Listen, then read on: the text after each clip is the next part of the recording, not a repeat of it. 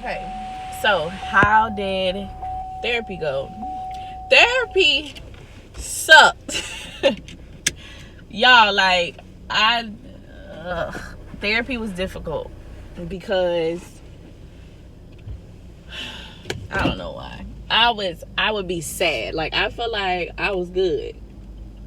Like, I was good living my life. And then I started going to therapy, and it would be like I would dread my therapy days because on those days I would be so sad. Like, and I think it's because when I wasn't going to therapy, I was allowed to live in this denial space that I had created where everybody else was the problem and it wasn't me. But therapy teaches you to see you in the situation, and it's that's the whole point, because you're trying to fix you. So sitting there talking about everybody else or blaming everybody else isn't going to do anything. And I think the hardest part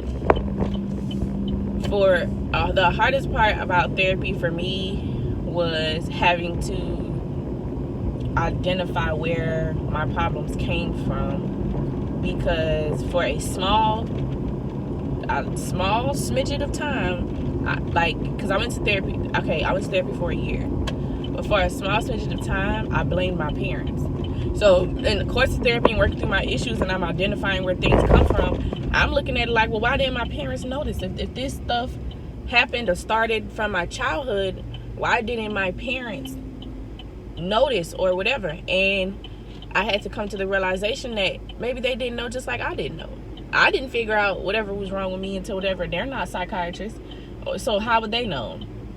But when it came down to figuring out what the trigger of the issue was, I did go through a small phase where I had like this resentment towards my parents, because I was just like, well, why didn't you guys figure this out sooner?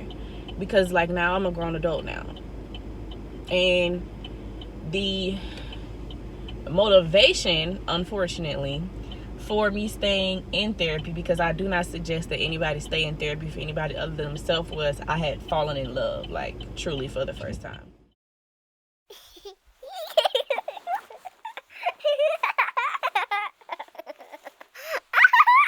And my incapability to balance my own emotions was affecting my relationship. And I did not want to ruin my relationship because I could not control myself. So that was my motivation for sticking through it. And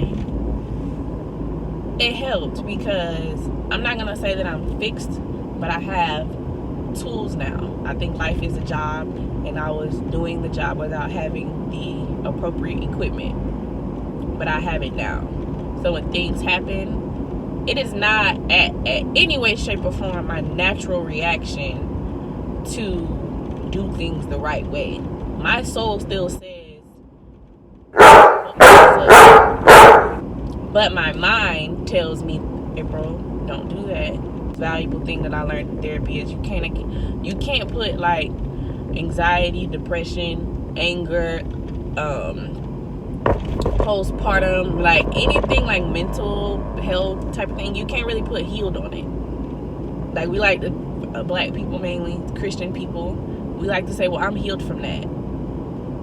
And I think that the reason why we have to stop using the word healed is because healed puts you under the illusion that it's over. And when it's your mental health, it's not over. It's a everyday struggle and battle. It's a constant. It may not bother you. It may go from bothering you 3 days out of the week instead of 7 days, but it is not over at any point. Anytime you get under the illusion that something is over for you, if you have a mental health issue, you're going back to square one. It's not over. It is better, and it gets better, and you're better for knowing that you have a problem. If you don't think nothing is wrong with you, then something is extremely wrong with you, because everybody has something. But I think the good part about now I be feeling like I went consistently for a year, and I think that like now in the phase that I'm in life, I'm like, you know what, I feel like I need to go back and get a refresher course. And that's okay, like, especially if you got insurance, girl, go. Or guy, people, go. I think that you should go before you feel like you're going crazy. the thing about it is, I had to realize that I was mad at myself, because I think that from the beginning of my life, I had this thing of where I just ultimately and truly wanted to be good. Like, I wanted to be good. I wanted to be better. I wanted to be the best. I was a straight A student. I played instruments. I was this and that. And I was obsessed with being good. And so when anything happened that was not good, I would blame myself, or I would get angry because I had an obsession with being good at stuff.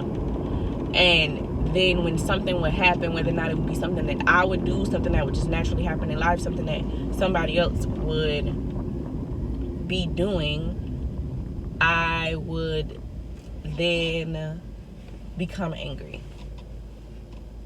So what therapy helped me identify was, one, my triggers, two,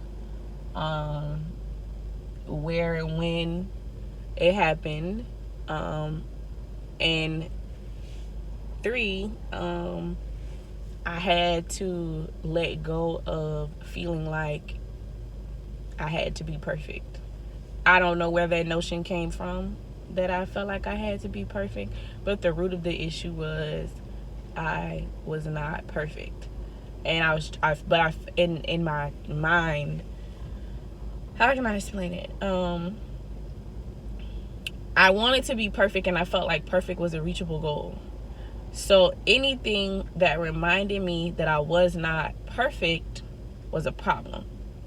Or anybody who did anything that was not perfect was a problem, because they didn't fit with the standard that I had already placed in my mind that was true, and it wasn't. Then it would tie into the fact that